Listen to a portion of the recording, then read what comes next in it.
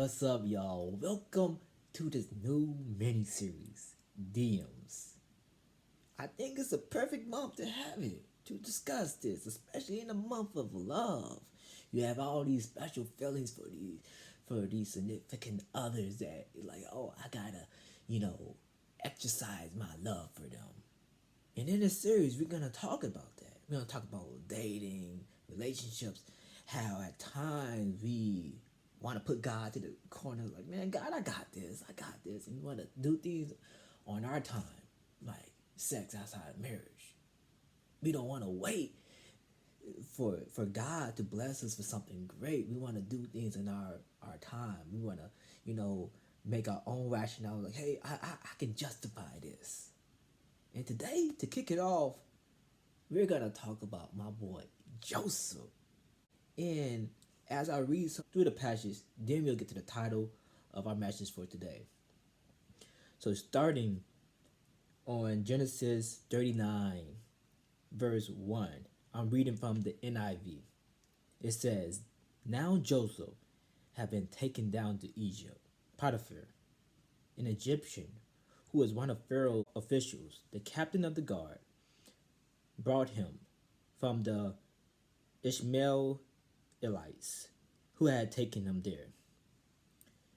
The Lord was with Joseph, so that he prospered, and he lived in the house of his Egyptian master.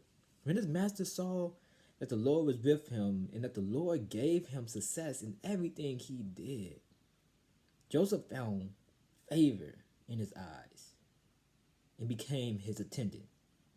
Potiphar put him in charge of his household, and he entrusted to his care everything he owed. From the time he put him in charge of his household and of all that he owned, the Lord blessed the household of the Egyptian because of Joseph. The blessing of the Lord was on everything Potiphar had, both in the house and in the field. So Potiphar left everything he had in Joseph's care. With Joseph in charge, he did not concern himself with anything except the food he ate. Now Joseph was well built and handsome. And after a while, his master's wife took notice of Joseph and said, "Come to bed with me." But he refused. "With me in charge," he told her, "my master does not concern himself with anything in the house. Everything he owns, he has entrusted to my care. No one is greater in this house than I am. My master has withhold nothing from me except you, because you are his wife. How then could I do such a wicked thing and sin against God?" And though she spoke to Joseph day after day, he refused to go to bed with her or even be with her. One day he went into the house to attend to his duties, and none of the household servants was inside. She caught him by his cloak and said, "Come to bed with me." But he left his cloak in her hand and ran out the house. When she saw that he had left his cloak in her hand and had run out the house, she called her household servants. "Look," she said to them, "this Hebrew has been brought to us to make sport of us. He came in here to sleep with me, but I screamed.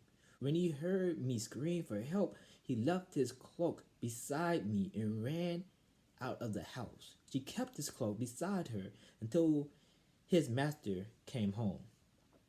Then she told him this story. "That Hebrew slave you brought us came to me to make sport of me. But as soon as I screamed for help, he left his cloak beside me and ran out of the house." When his master heard the story, his wife told him, saying, "This is how your slave treated me." He burned with anger. Joseph's master took him and put him in prison, the place where the king's prisoners were confined. In this story about Joseph and how he was betrayed by his brothers. Everything bad was happening to Joseph. And now he's finally getting the leg up. Like, man, like, I got this. You know what I'm saying? I got this. And you might be in this situation where like you could be like on a full ride scholarship to school. You could be working at your profession. And you're like, man, I got this. And then that one person comes in, right? Or it could be somebody that's online, and they slide into your DM. They direct message you. They're like, hey, how you doing? Hey, what are you doing later this weekend?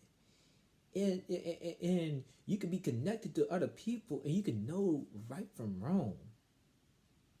And you can say like, hey, like, man, it's a little fire. Like, it won't hurt to hang out with them. It won't hurt to respond to them, even when you know it's not the right thing to do. And with Joseph, the wife, she knew her intentions, and if that would have happened, she knew how to get the upper hand on Joseph, and Joseph was too cunning, right? And the message for the day, the title of this message is, do not be afraid to run. Whenever you're in a predicament like this, relationship or not, don't be afraid to run. And it doesn't have to be just a dating relationship. It can be with friends that you think are making the right decisions. In that 1 second when you don't have peace in your soul, when you don't have peace within yourself of what they're doing, it's like, man, like, you guys are acting different. This, like, I shouldn't be rocking with y'all. Like, I shouldn't be doing this. And the second you give in, that might be the time that it costs you. It could cost you time of your life. It could cost you your life. And that doesn't just mean death. It can cost you like your life, like being in life in prison. It could cause you life relationships being tarnished because of that one decision. And with Joseph, even though she had the cloak, she didn't have him. She had a part of his outer garments. She had a part of him, but she didn't have him because he ran. He didn't wait and like, I'm gonna talk to her. I'm gonna see what this is about. No, he set up boundaries. He set up boundaries where he purposely did not want to be around her. So today, are you setting up boundaries for yourself? You could be a leader, and you could be wearing yourself out too thin, and people are coming around, socializing, and that's great, but you're a leader. You have to set boundaries. Yes, you can talk to them, and you can converse with them, but still they need to know how healthy boundaries, and knowing that you have so much on your plate. And for my students, the same way. Set up boundaries. You, especially when you have your best friends, they know that. They understand that. They understand who you are, and vice versa. You understand who they are. But for those on the outside trying to get in, like, no, you gotta set boundaries. It's like, no, like, I don't really know you. I don't really know what you're up to. And don't let them tarnish your reputation. Don't let them preach the lies that they have over the gospel that you're supposed to be sharing with them.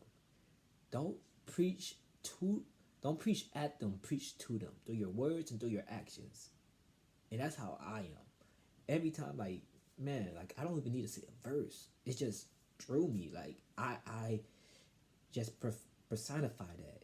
And I try to do that the best I can, just being present in the moment. And not allowing the opinions and the thoughts of others to sway me. I hear it, but I'm not gonna dive into it. I'm not gonna let that go into my DMs.